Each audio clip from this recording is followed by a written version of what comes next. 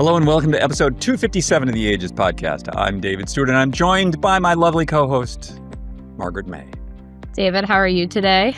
Doing fairly awesome. Okay. How about yourself? Not too bad. I feel like it's been a while since we've gotten a skincare update from you.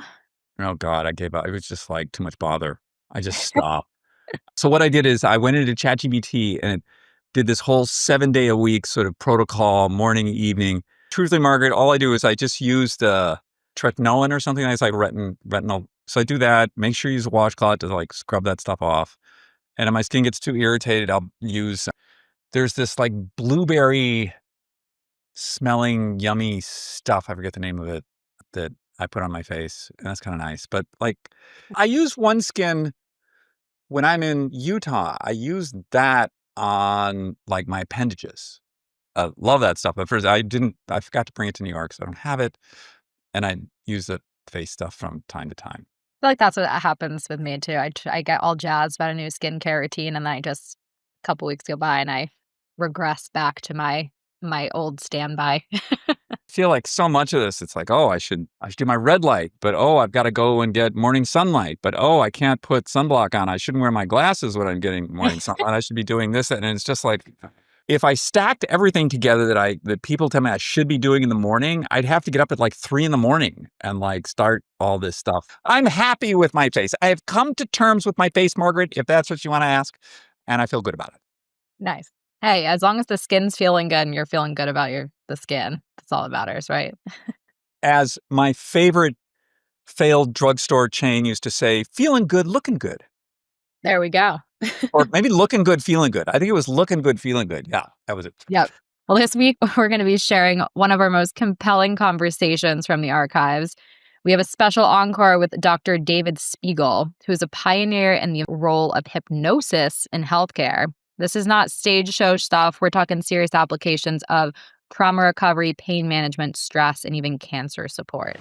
And I thought that anything that could help a patient that much, violate a non-existent Massachusetts law, and frustrate the head nurse had to be worth looking into. And because I could watch it happen right in front of me, I could watch the degree to which she could regain control over her body. And 7,000 patients later, I'm still doing it. So yeah, super interesting. This idea of the power of the mind. Speaking with David Spiegel, we're also going to be sharing 3 standout stories from the world of wellness and longevity. And trust us, according to Margaret anyway, they're not to be missed. Plus, David's going to reflect on one of our favorite AGEIST themes this week, strength training as a gateway to vitality, especially with those starting later in life. Think it's too late? Bernie, 74, will prove you otherwise. All that and more coming up after a quick word from our sponsors. You know, I've learned over the years that real wellness begins with one thing, sleep. Not just more sleep, but better sleep. That's where Ozlo Sleepbuds come in. They're not just another gadget. They're a science-backed wearable designed to help you fall asleep faster, stay asleep longer, and wake up restored. Ultra comfortable, even for side sleepers with soundscapes designed by sleep scientists, these little things truly make a difference. Get $50 off Ozlo Sleepbuds for a limited time. Visit OzloSleep.com. That's OZLOSLEEP.com. Offer ends October 16th. Today's show is brought to you in part by Fatty 15, an incredible breakthrough in healthy aging. Fatty 15 is the first supplement to feature C15, a newly discovered essential fatty acid that helps repair and protect your cells as you age. Fatty 15 is on a mission to optimize your C15 levels to support your long-term health and wellness, especially as you get older. Get 15% off your 90-day starter kit at fatty15.com/ageist with code AGEIST at checkout. Really quick, I want to give a shout out to Element, the zero sugar electrolyte drink mix that's become part of my daily ritual. Whether I'm working out or just powering through the day, it keeps me feeling sharp and hydrated. Try it for yourself. Go to drinkelement.com/ageist and get a free 8-serving sample pack with any purchase. That's drinklmnt.com/ageist. Thanks for staying with us. Let's get back into it. Here's our conversation with Dr. David Spiegel. Dr. David Spiegel, I am so happy to have you on the program today. We're really honored. Thank you so much for joining us. Thank you, David. I'm delighted to be here with you. You have so much interesting work. And I just want to start a little bit here, a little bit on your background. You're an expert on hypnosis and you have an MD. You've been teaching and practicing for a long time. What interested you in hypnosis? Well, David, I have to confess that it's something of a genetic illness in my family because both of my parents were psychiatrists and psychoanalysts. They told me that I was free to be any kind of psychiatrist I wanted to be, and so here I am. My father, when he was about to go off to be a battalion surgeon in North Africa in World War II, met a Viennese refugee who had learned to do hypnosis. He was a forensic psychiatrist who had a smallpox scar in the middle of his forehead. And he noticed that some of these prisoners he was interviewing would suddenly close their eyes and seem to go into some altered state. And so he started to learn about hypnosis. And because he couldn't serve in the U.S. military, he offered to teach Army doctors how to use it. So my father started using hypnosis to help with combat stress reactions, with pain. And he came back and was going to go back and did go back into his psychoanalytic training, which was big at the time. But Freud had given up hypnosis and he was sort of told, who are you to carry on with it when Freud didn't? But he had a wonderful supervisor who said, you know what? Don't feel so precious about what people think. You're going to teach a course on hypnosis at the Analytic Institute because I'm going to take it, so you better do it. So he did, and he kept using it. And he was the kind of guy who would follow up with patients after a while and see how they were doing. And he discovered that often he got farther with a few sessions of hypnosis than he did with 3 or 4 days a week on the couch. So he started shifting his practice. The dinner table conversations were pretty interesting. I got to watch him make movies of patients responding to hypnosis. So when I got to medical school, I figured I better take a hypnosis course. I did. And my first patient, I was on pediatrics at Children's Hospital in Boston. The nurse says, Spiegel, your next patient is in status asthmaticus. And I was following the sound of the wheezing down the hall. I didn't need the room number. And there's this pretty redhead, bolt upright in bed, knuckles white, struggling for breath. Her mother is standing next to me crying. The nurse is in the room. They had tried subcutaneous epinephrine twice. It hadn't worked. They were going to give her general anesthesia and put her on steroids.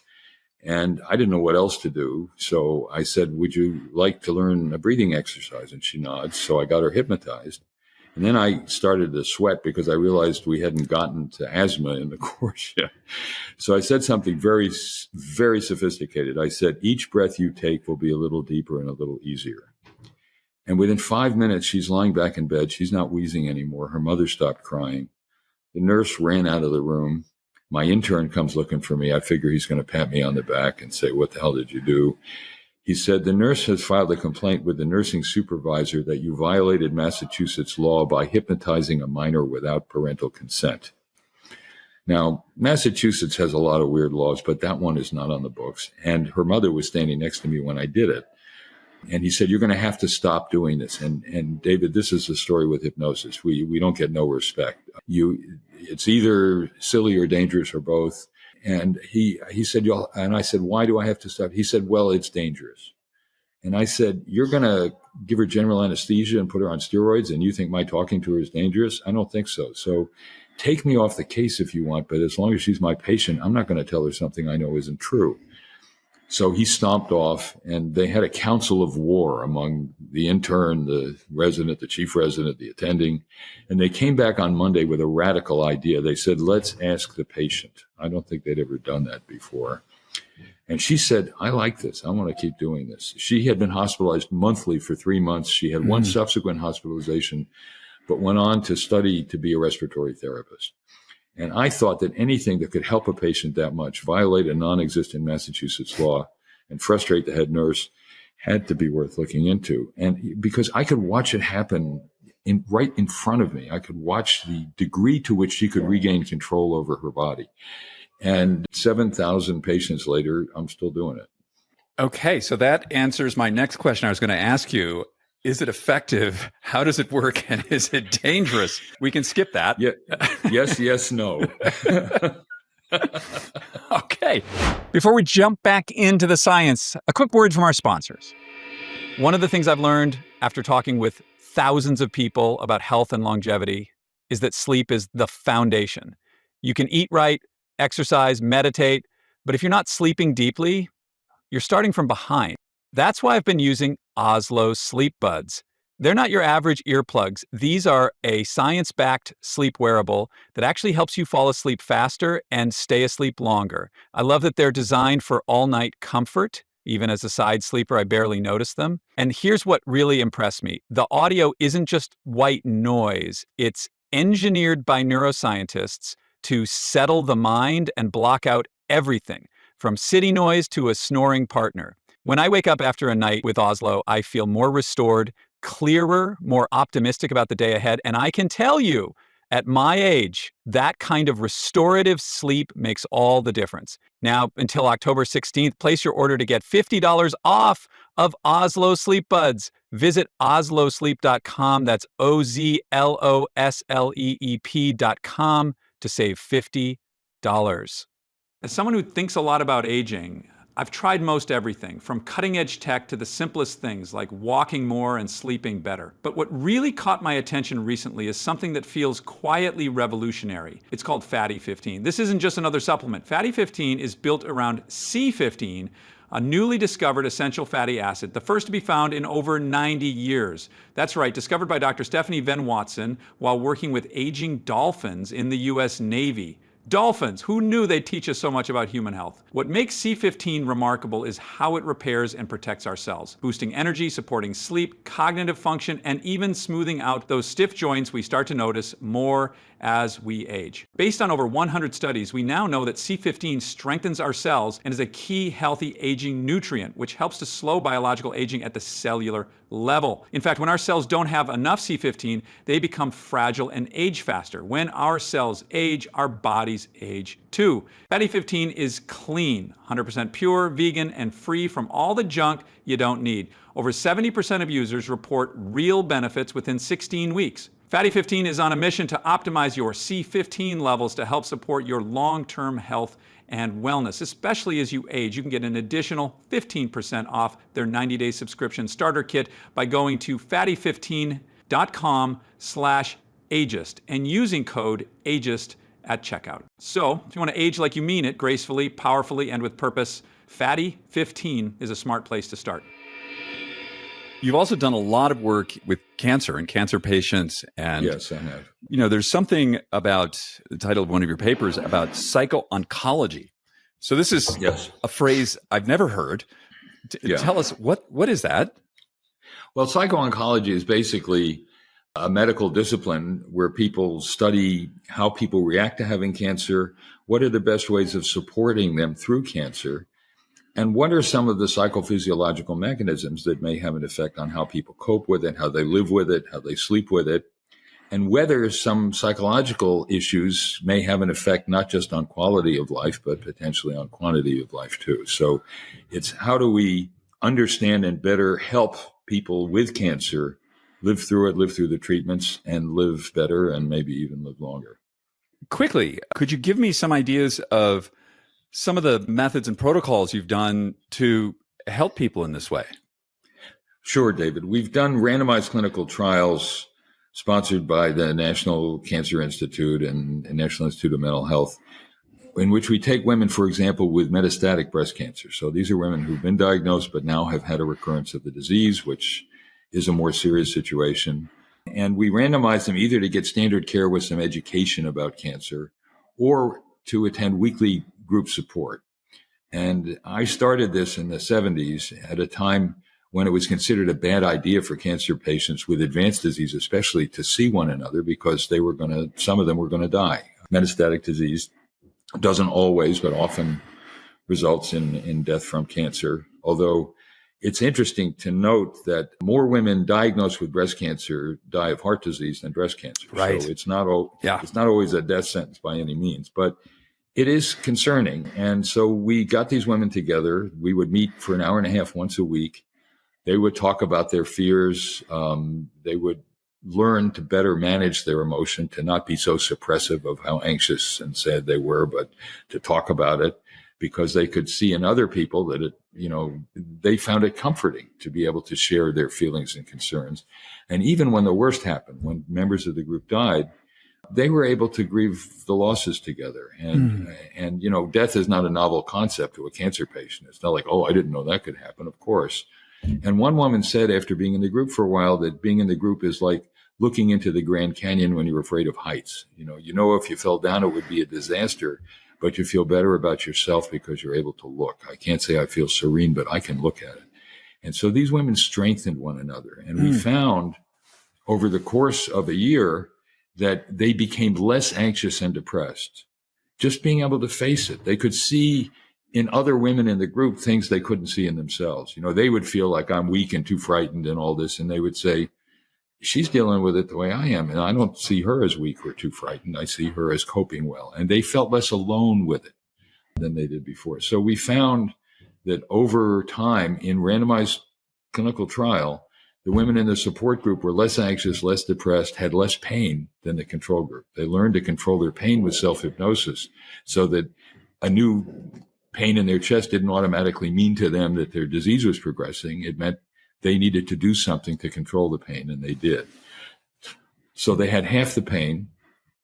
And in our original study that we published in The Lancet, we found that the women randomized to support groups actually lived longer than the control patients by an average of 1.5 years. It was no cure for cancer, but they lived longer. And there have been a number of studies. Some support that finding, others don't. But the overall studies indicate that good emotional support can actually enhance survival with cancer, which is surprising, but not that surprising. There was a study from out of the Dana-Farber Cancer Center published in the Journal of the Journal of Clinical Oncology, showing that all in all, married cancer patients live 4 months longer than unmarried cancer patients. And this is like a study of 700,000 cancer patients in the U.S.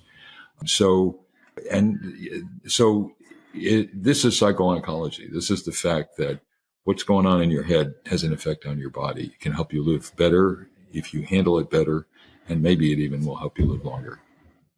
Are we willing to make the other side of that, saying that increased anxiety increases disease progression and mortality? We think it can. So one of the other things we did is some psychoneuroendocrinology. So we looked at stress response systems in cancer patients. And one of our major stress hormones is cortisol. It's a glucocorticoid. It mobilizes glucose into the blood. And we normally have a diurnal rhythm of cortisol. It's highest for me about now, just after you wake up in the morning, and goes down throughout the rest of the day and then rises again at night. And it's very useful. If you need to fight or flee, you want more glucose in your blood so you can do it. On the other hand, if you keep firing off that system when you don't need it, you're expending resources and can do some wear and tear to your body as well. And we found that abnormal patterns of this glucocorticoid, cortisol, if they stay high, the pattern gets sort of flat rather than the peak and valley that's normal, that actually is a predictor of shorter survival. So the answer is yes. A maladaptive stress response can potentially hasten disease progression, whereas a good one potentially can lengthen it. Super interesting, which brings me to some of your other research, the intersection of circadian rhythm and its disruption and its implication for, I believe the research was on breast cancer, folks? Yes, that's correct. What did you find there? Right.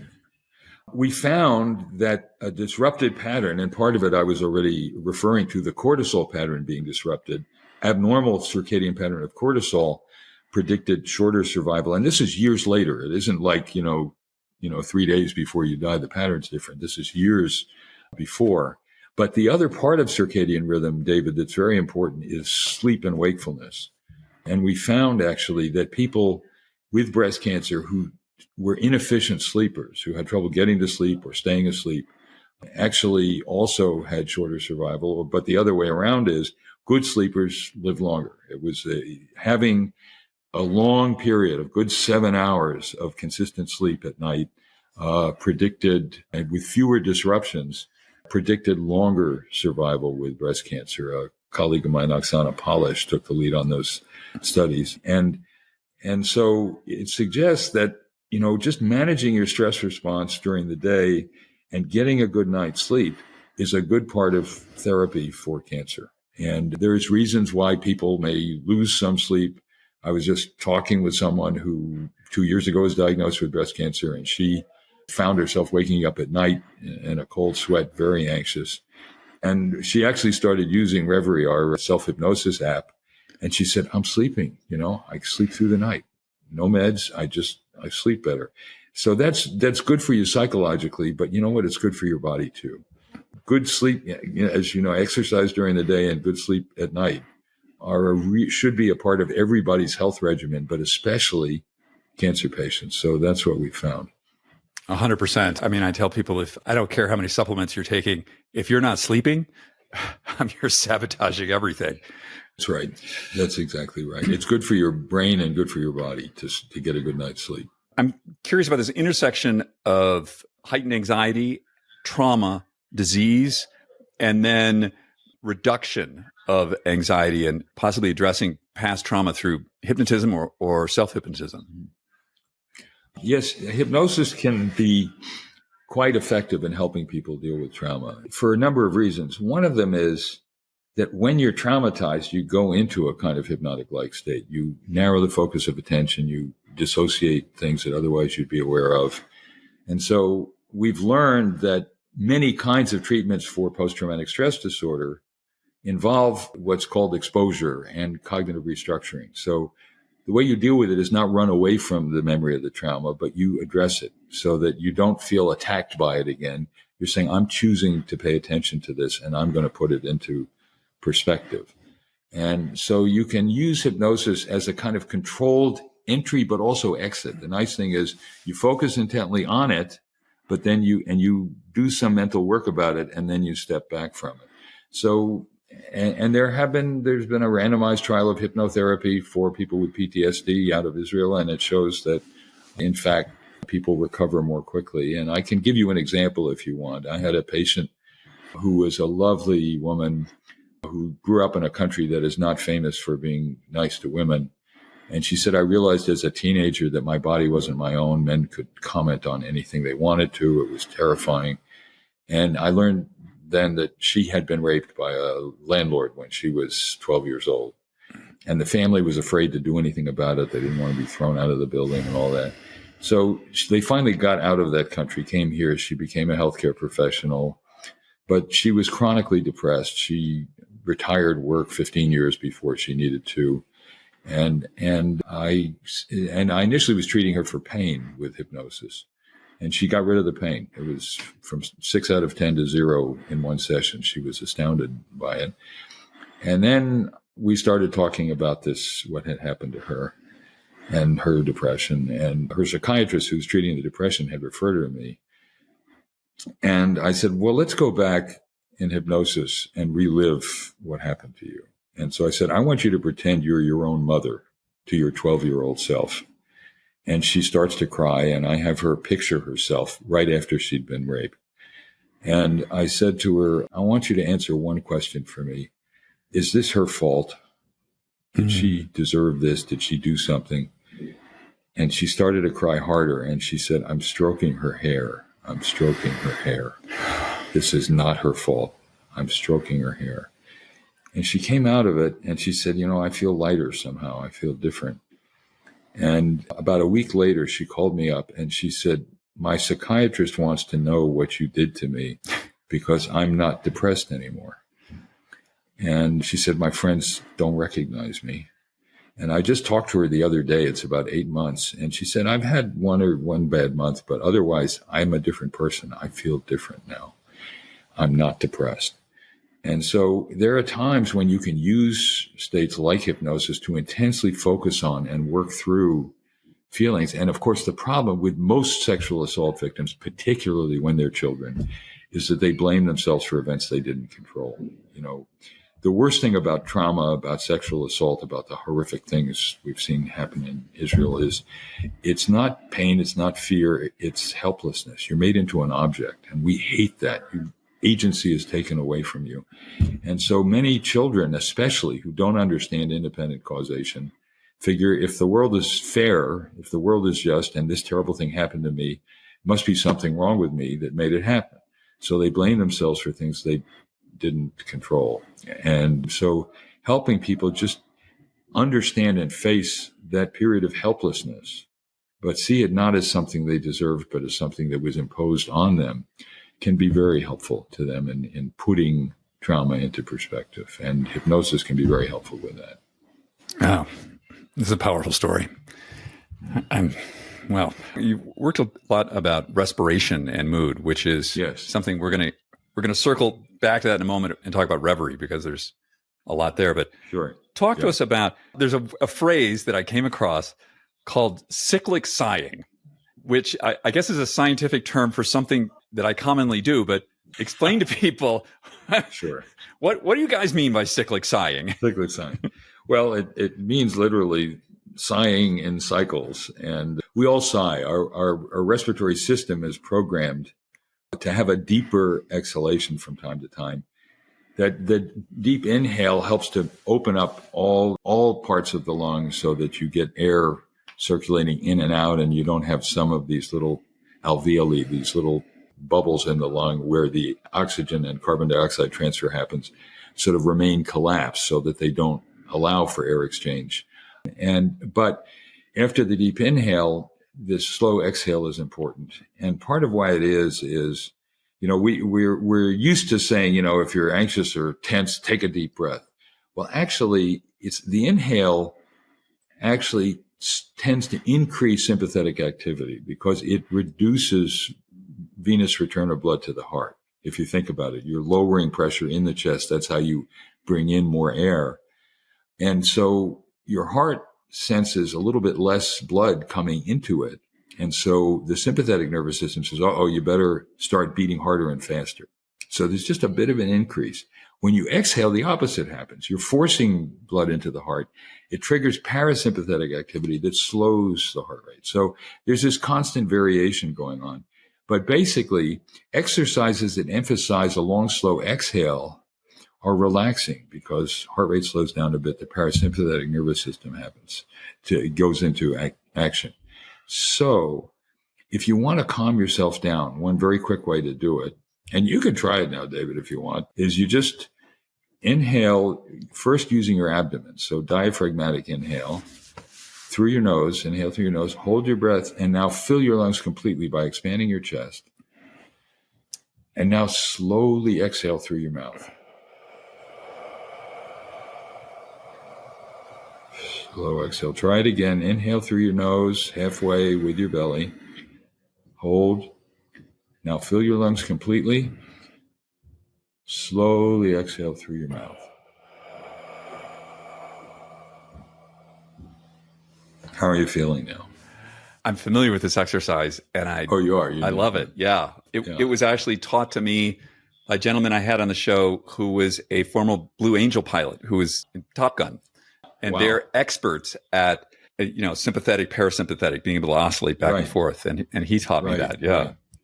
Good. Well, so it's surprising often how instantly relaxing it is. And that's one of the other exercises we have on the Reveri app now. And we published a study in Cell Reports last January that if we taught people in a randomized trial to do this particular exercise and some other breathing exercises that also help, like box breathing, which is inhale, hold, exhale, hold. The Navy SEALs do that before they go out on maneuvers. It's called tactical breathing. That we actually found that if people did that just 5 minutes a day for a month, their mood was better. They had more positive emotion. They were less anxious, and their average respiratory rate. So we had a whoop strap on them that measures their heart rate and sleep time and respiratory rate, actually reduced. So their average breathing rate went down, which meant their sympathetic arousal was going down. So there are things you can do like that with not that much time, but just some regular practice that can help lower your overall level of tension and stress. I'm going to ask you, since you're a doctor, I'm going to ask you a question about myself. I'm 65 now. And what I've found is over the last 10 years, I've developed a little bit of an essential tremor in my hand. But it's only when I'm either hungry or highly sympathetically activated. I also have this silly thing I do. I'm a ski racer. And if I do that for a couple hours and I come down, and I'm both highly sympathetically activated and hungry. Right. I can hardly hold a spoon. I'm just sort of shaking. And I try and bring myself down. And the neurologist tells me my basal ganglia are not functioning like the way they should. Any thoughts? Yeah. Tell me. Yes, sure. Well, where do you get my bill, David? But Fair enough. Yeah, I think, look, in general, there are, sort of rhythmic discharges of all of our neurons all the time. But in general, the sort of fine motor skills are overridden by the general control systems that tell the hand to move and stop.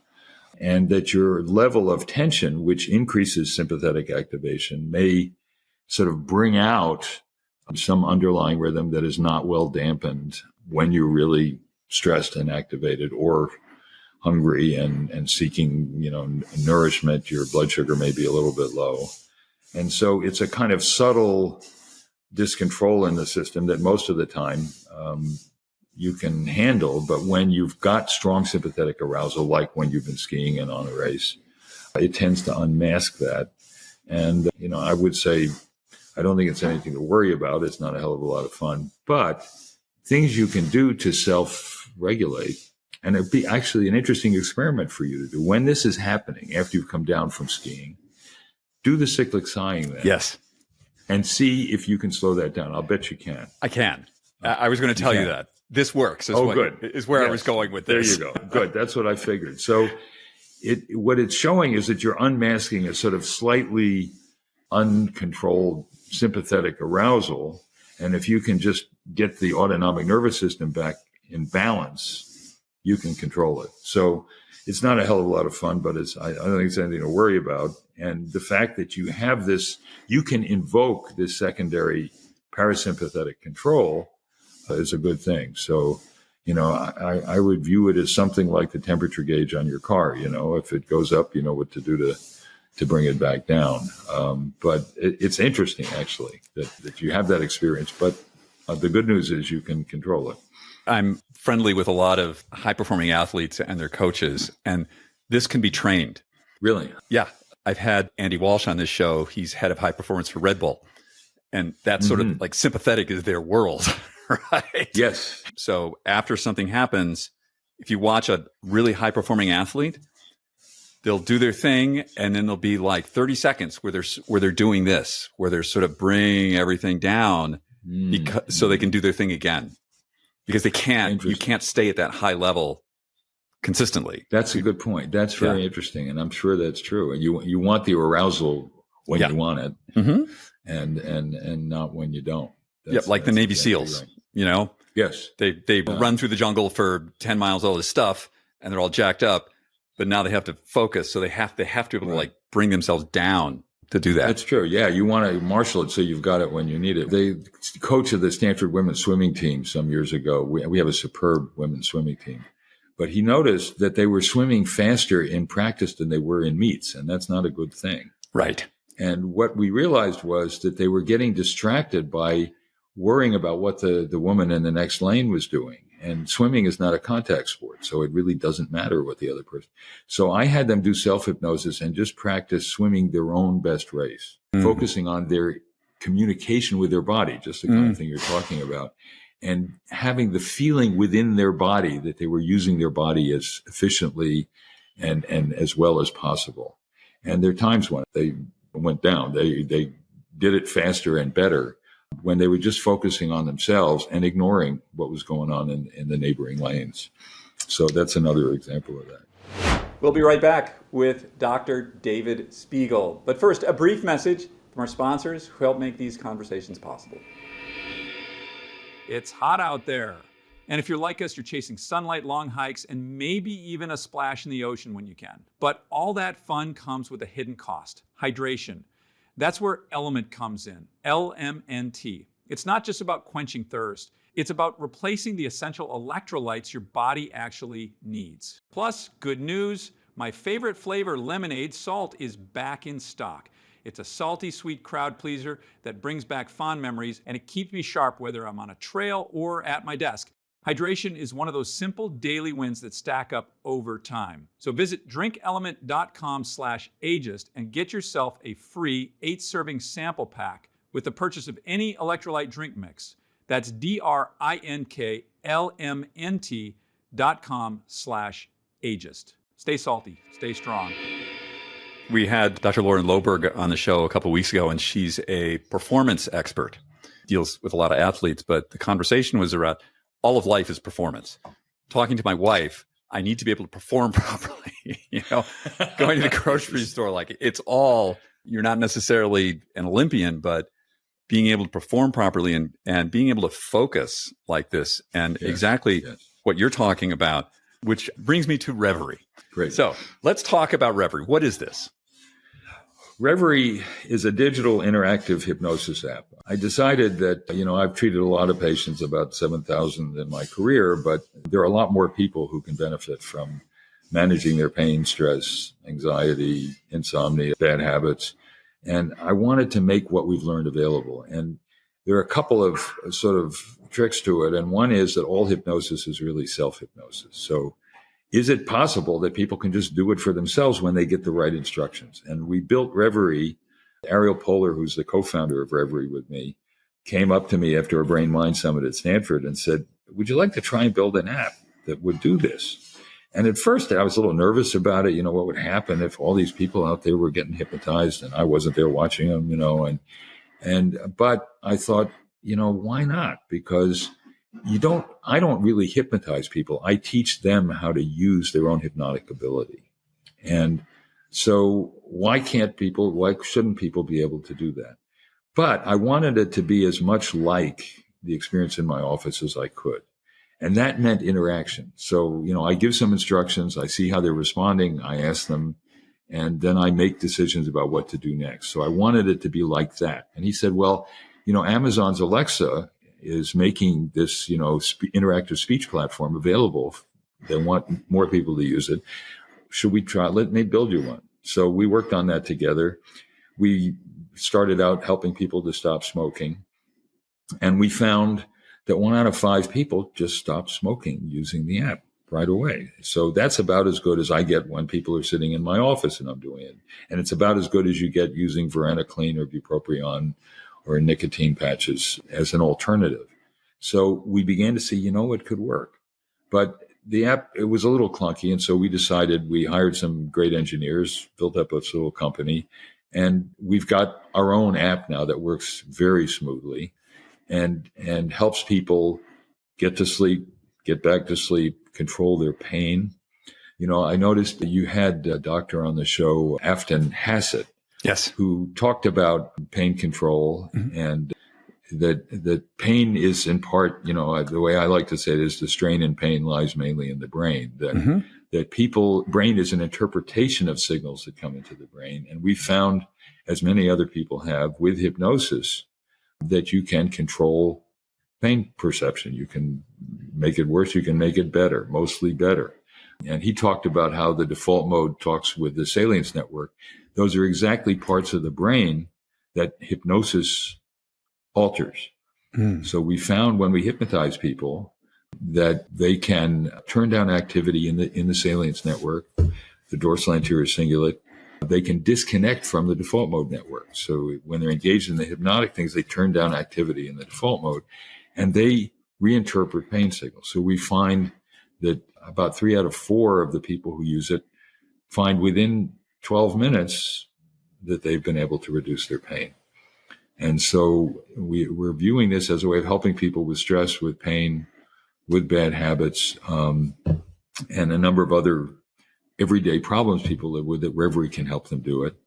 And it's safe and effective. And, if you consider, David, the effect that, pharma like Purdue Pharma have gotten, hundreds of thousands, if not millions of people addicted to opioids, and that last year, 82,000 Americans died of opioid overdoses in the U.S. CDC's expecting 111,000 this year.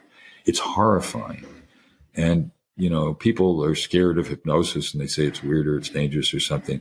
We have not succeeded in killing anybody with hypnosis yet, but hundreds of thousands of people are dying of opioid overdoses. And so the possibility, and in fact, the reality that you can control your pain using self-hypnosis is something everybody ought to try. It won't work for everybody, but it'll work for a lot of people. We're finding with Reveri, 3 out of 4 people who use it for pain control feel less pain within 12 minutes. And, I had a young woman in my office who was 7 months pregnant, had bad lower back disease and terrible pain, and she couldn't use drugs because she was pregnant. But the bigger the baby got, the more pain she had. And I got her hypnotized. She was quite hypnotizable. Her pain went from 7 to 3 in a few minutes. And she opened her eyes and she looked angry. And I said, "What are you angry about?"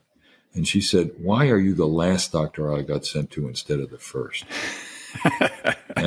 And so this is something that people can try. And if it works, great. And it often will. And if it doesn't, no harm, no foul, So I encourage people to give Reveri a try. You can download it from the App Store if you have an iOS phone, and from Google Play if you have an Android, and give it a try and see if it helps. We'll put that link in the show notes. And for those that are listening, Reveri is Reveri. I went on Reveri, and Great. The first thing that happens is you take a test. Right. Are you the right personality type? I'm like A1 personality type for hypnosis. The poet. Yeah. Yeah. Although, as I mentioned earlier, I have a degree in mechanical engineering, but not my personality type. So, are you the kind of guy that gets so caught up in a good movie that you kind of forget you're watching a movie and enter the imagined world? Yes. There you go. There you go. So that's people using their natural hypnotic ability spontaneously. We call it absorption. And you get caught up in movies and a sunset and whatever else you're doing. That's a spontaneous self-hypnotic state. And so since you do it anyway, since your brain is configured to help you do it rapidly, deeply, and efficiently, why not take full advantage of it? Our major evolutionary advantage is this big brain that sits the 3 pounds on top of our bodies, but it doesn't come with a user's manual. We don't always know how to take full advantage of it. And this is a way of doing exactly that. Talk to me about hypnosis and the ability to change one's own mind. Change your mind. Well, that's what hypnosis helps you to do. And one of the things it helps you to do also is to change who you are. The turning down activity in the default mode network and that's what happened. Experienced meditators do that over time. They turn down activity. The whole thing about meditation is getting over yourself, not focusing on on yourself and who you are, but just on experience, on being, on letting feelings and experiences flow through you. And in hypnosis, you can do that very rapidly. You can just turn down that, that's why the football player will dance like a ballerina in one of those stupid shows, is that you can let go of who you think you are or what people think of you and just be something else. And the cool thing about hypnosis is you can surprise yourself by what you can be and become if you just try it, see what it feels like, because you're turning down the part of your brain that's sitting there saying, wait a minute, you can't do that. You've got to be having bad pain now because the doctor told you this is wrong and that's wrong. And instead, just what would it be like if I could actually control that pain? Or for you, if I could control that little tremor, and you can do it. And you're being very hypnotizable. It'll be easy for you to do that, exactly that, by managing your overall level of arousal. It's really great learning about hypnosis, and why not try it, right? Because it's so low risk and it seems to be so effective. Right. It helps. And we get people to focus on what they're for, respecting and protecting their body rather than fighting an urge, which just makes it worse. It's like telling yourself, don't think about purple elephants. Are you dying for a smoke? Yes, I am. I think I'll have. No, it's you focus on your position of respect and protection for your body as if it were a baby. And people 1 out of 5 stop. Most of the others at least cut down on the amount of cigarettes they're smoking. So yes, it can be very helpful. It's worth a try.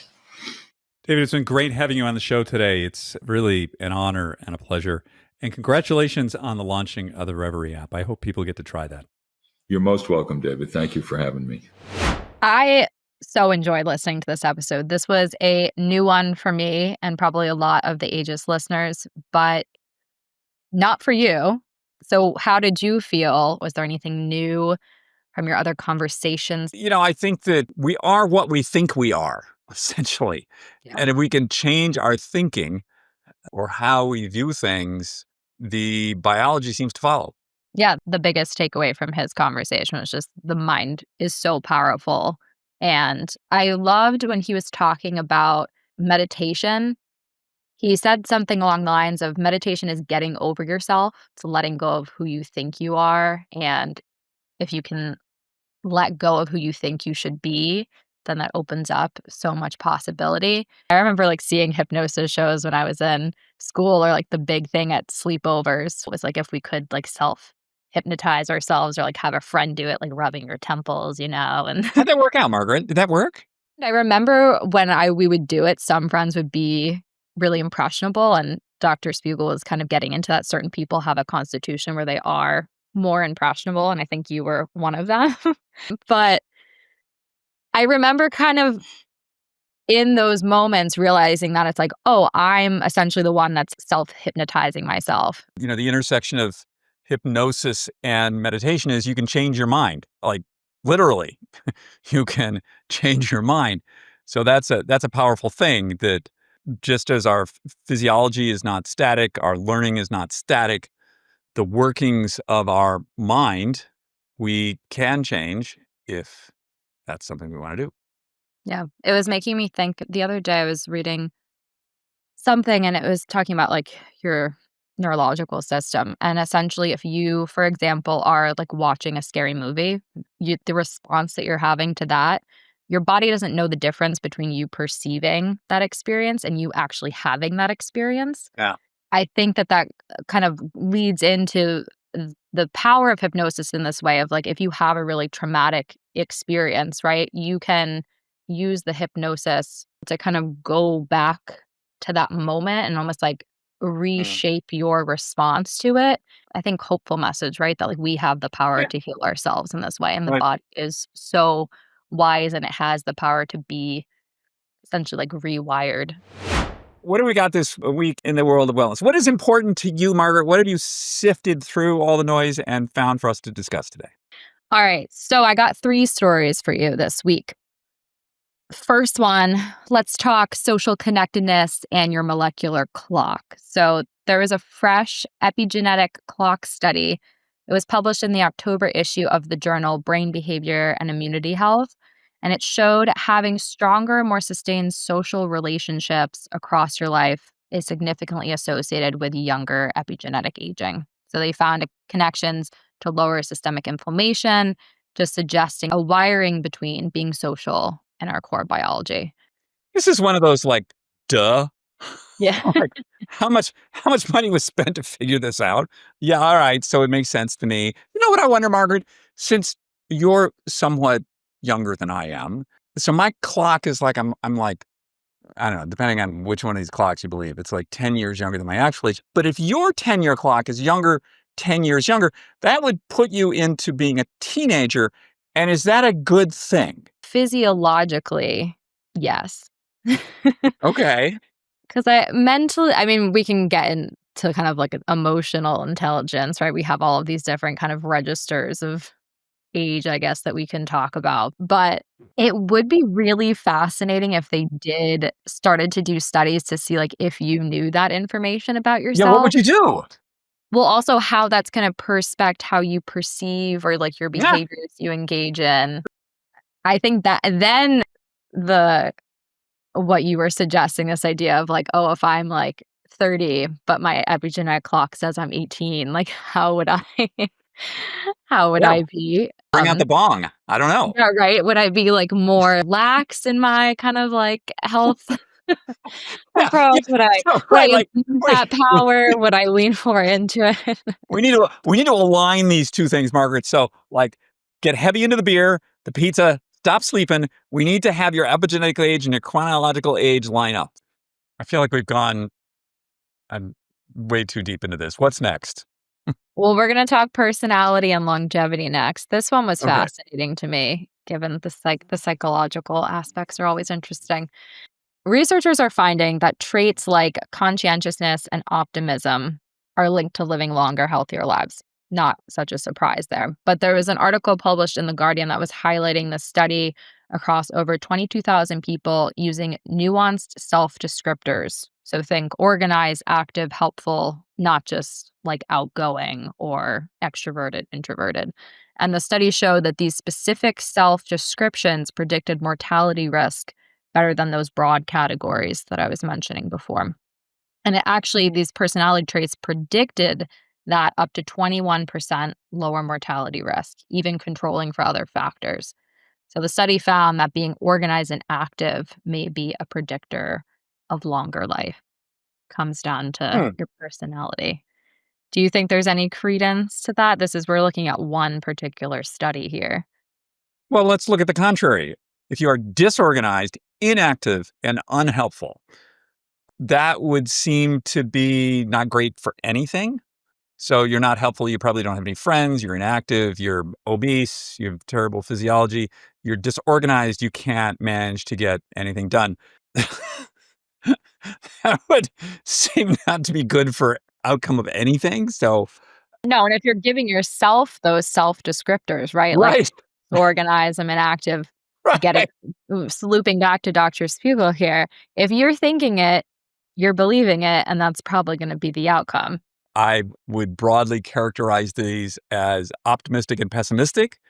So, I mean, it's clearly when you look at the contrary, the inactive, unhelpful, disorganized. If that's what you think you are, you have a fairly pessimistic outlook on yourself and the world, and you will probably manifest these things and not live as long. And this gets into our last news story of the day here. So DIY healthcare is surging with risks, of course. The Wall Street Journal ran a piece recently on how people are increasingly turning to at-home diagnostics, wearables, AI bots, and lab tests to manage their own health, partly due to clinical shortages. But it's bringing up these important questions of just where's the line between empowerment and misinformation? If we're taking fully our health into our own hands in this way without consulting anyone with greater knowledge than ourselves, how does that turn out? We had dinner on Saturday night with a good friend of mine and her mother. Their neighbor was, guess who?